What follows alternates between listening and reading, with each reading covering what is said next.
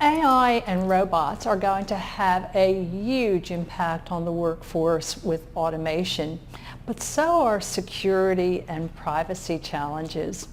When I talk about the future of work, I like to really get into new jobs of the future and how the workplace is going to change.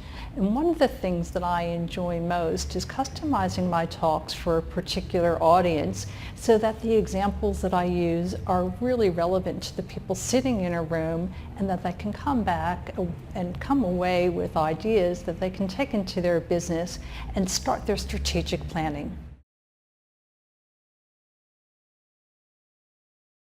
Yes, there will be tons of jobs in the future, many that are already existing today, as well as cool jobs that you haven't even thought of that will be on the horizon. Let me give you a couple of examples of some of the new jobs of the future that I'm talking about. I'll start with the C-suite. There are going to be changes at the executive level. So today we have a human resources department that's looking after people.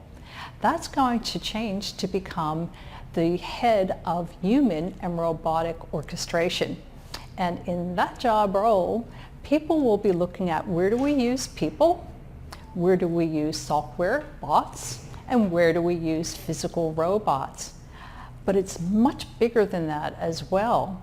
It's also going to be about how do we change our company's way of doing business to one of agility, and that means doing away with business cases that require 6 or 12 months to get approved, and actually empowering your staff to make decisions in near real time. Another new job of the future in the C-suite will be the Chief Ethics Officer.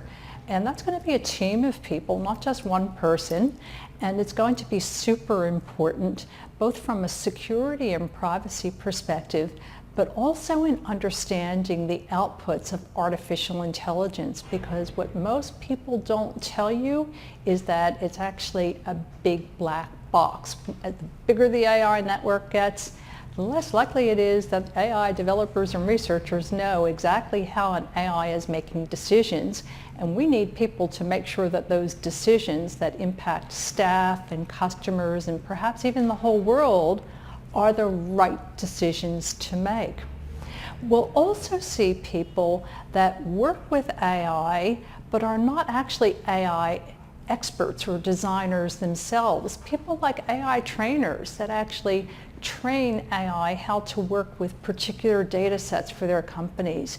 We'll see robot trainers and even people that I'm calling empathy trainers that teach AIs how to be more human-like and how they interact with customers.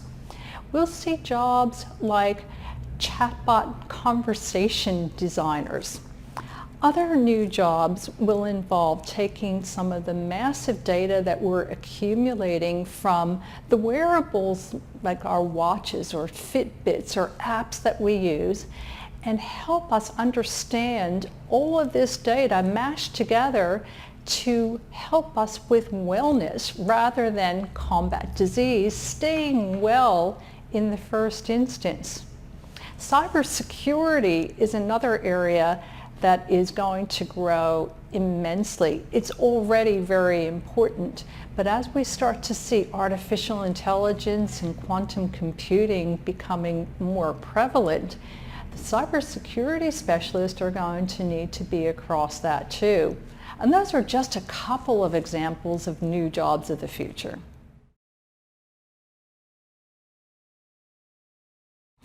Not all jobs will require STEM skills, but we'll need a bit of digital literacy. But we'll see jobs like a smart home handy person that helps you get all your gadgets working. And we'll see other jobs that are more vocational in nature, like repairing robots, where you've got to understand how a robot works, but it's really about maintenance. I have a 6-point plan for avoiding dystopia. Step number 1 is understanding technology capabilities today and in the near future. Step number 2 is to examine today's jobs for the bits that can be automated, the boring, repetitive stuff.